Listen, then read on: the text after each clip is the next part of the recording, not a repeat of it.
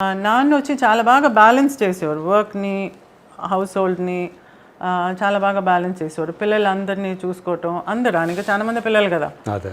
పిల్లలందరినీ అంటే రేఖా, రాధ కాదు నేను చెప్పేది. మా మొదటి భార్య పిల్లలు నలుగురు అమ్మాయిలు.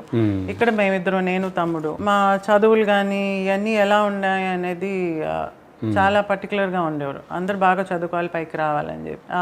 అంటే నెగ్లెక్ట్ చేయలేదు మమ్మల్ని. ఇంట్లో కూడా ఆయన దగ్గర నుంచి వచ్చింది ఇంకొకటి నాకు ఫిట్నెస్. ఆయన చిన్నప్పటి నుంచి ఆయన యోగాలు చేసి చూసినాను కాబట్టి నాకు ఆయన దగ్గర నుంచి వచ్చింది ఈ యోగా మీద ఇంట్రెస్ట్ కూడా. చిన్నప్పటి నుంచి నేను 4 గంటలకు లేచి యోగా చేసేవారు ఆయన. ఆయనతో పాటే లేచి నేను ఆయన్ని చూసేదాన్ని. సో అటువంటి అలవాట్లన్నీ ఆ పొద్దున్నే లేవటం, తొందరగా పడుకోవటం, 7:30, 8 అయితే పడుకోవాలి.